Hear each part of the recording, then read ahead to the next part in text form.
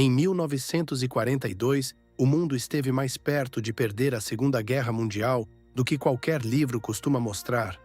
E o mais assustador é que quase ninguém percebe isso. Quando olhamos para trás, parece óbvio que os aliados venceriam. Mas naquele momento não era nada óbvio. Na verdade, tudo indicava o contrário. A Alemanha já dominava quase toda a Europa. França caída, Polônia destruída, Europa Oriental sob controle e o Reino Unido isolado. E do outro lado, a União Soviética estava sendo esmagada. Mas isso não era o pior. O pior ainda estava por vir. Enquanto a Alemanha avançava por terra, outra coisa estava acontecendo ao mesmo tempo. No mar, navios estavam sendo destruídos. No deserto, exércitos estavam prestes a colapsar. E no Pacífico, um império estava crescendo rápido demais. O mundo estava cercado. E se uma única coisa desse certo para o lado errado, isso poderia ter sido o fim. E é aqui que começa a parte que quase ninguém conta. Porque o verdadeiro objetivo da Alemanha não era simplesmente conquistar territórios.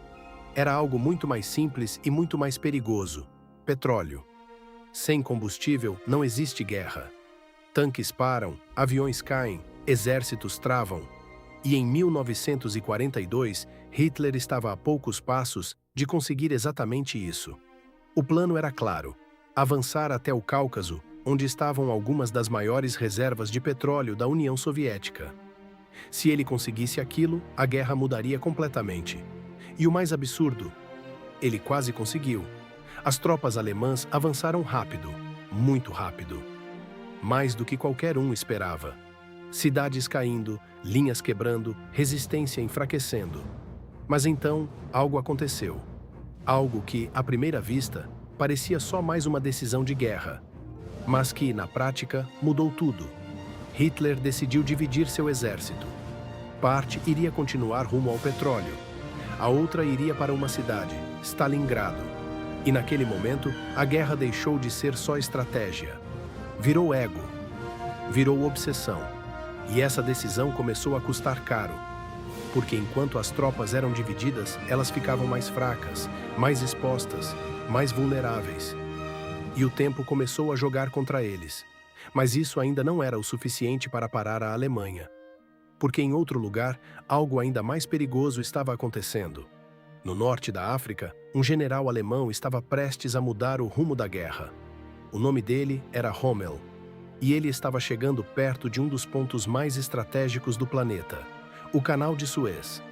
Se ele tomasse aquela região, o Reino Unido perderia sua principal rota de suprimentos. Seria como cortar o oxigênio de um país inteiro. E não para por aí. Aquilo também abriria caminho direto para o petróleo do Oriente Médio. Ou seja, mais combustível, mais poder, mais guerra. E por um momento, isso parecia inevitável. Os alemães estavam avançando, os britânicos recuando. E o colapso parecia questão de tempo. Mas enquanto tudo isso acontecia, a guerra mais silenciosa de todas estava acontecendo longe dos olhos, no oceano. Sem explosões gigantes, sem grandes manchetes, mas com um impacto devastador. Submarinos alemães estavam afundando navios constantemente. Navios carregados de comida, combustível, equipamentos. Tudo que mantinha o Reino Unido vivo. E por pouco, muito pouco, eles quase conseguiram. Se esses ataques continuassem no mesmo ritmo, o Reino Unido simplesmente não teria como continuar lutando. Sem comida. Sem recursos, sem saída. E isso tudo ao mesmo tempo. Mas ainda havia mais. Do outro lado do mundo, o Japão estava fazendo algo que parecia impossível. Avançando rápido demais. Filipinas, Indonésia, Malásia. Territórios estratégicos caindo um atrás do outro. E junto com eles, recursos naturais essenciais para manter a guerra. Por alguns meses, parecia que ninguém conseguiria parar o Japão. Era rápido. Era preciso. Era eficiente. E era assustador. Então pare por um segundo e pense nisso. Europa dominada, União Soviética recuando, Reino Unido sufocando, Japão avançando. Esse era o mundo em 1942. E mesmo assim, tudo começou a mudar. Mas não da forma que você imagina. Não foi uma grande batalha. Não foi um plano genial. Foi algo muito mais simples. Erros. Erros que, somados, começaram a quebrar tudo. O primeiro deles foi dividir forças. A Alemanha tentou fazer duas coisas ao mesmo tempo e não conseguiu fazer nenhuma direito. O segundo erro foi ainda mais previsível. E ainda assim, aconteceu de novo. O inverno russo. Soldados despreparados, equipamentos falhando, linhas de suprimento quebrando. O avanço parou, e quando um exército para, ele vira alvo. Mas talvez o erro mais decisivo nem tenha sido da Alemanha. Foi do Japão. Porque existia uma escolha que poderia ter mudado tudo: atacar a União Soviética pelo leste. Se isso tivesse acontecido, os soviéticos teriam que lutar em dois lados ao mesmo tempo.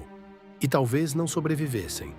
Mas o Japão escolheu outro caminho: focar nos Estados Unidos. E essa decisão deu à União Soviética o tempo que ela precisava. Foi aí que o jogo começou a virar. Em Stalingrado, as tropas alemãs começaram a ser cercadas.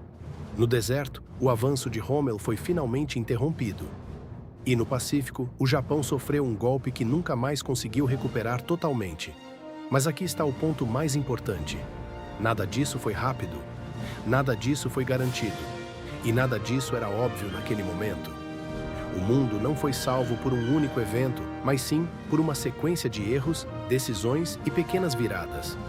Agora imagine outra realidade. Uma em que a Alemanha não divide suas forças, uma em que o petróleo é conquistado, uma em que o Japão ataca a União Soviética. Talvez o mundo hoje fosse completamente diferente. A Segunda Guerra Mundial não foi uma vitória inevitável, mas sim uma vitória improvável. E, em 1942, no auge do poder do eixo, o mundo esteve muito mais perto da derrota do que qualquer um gostaria de admitir.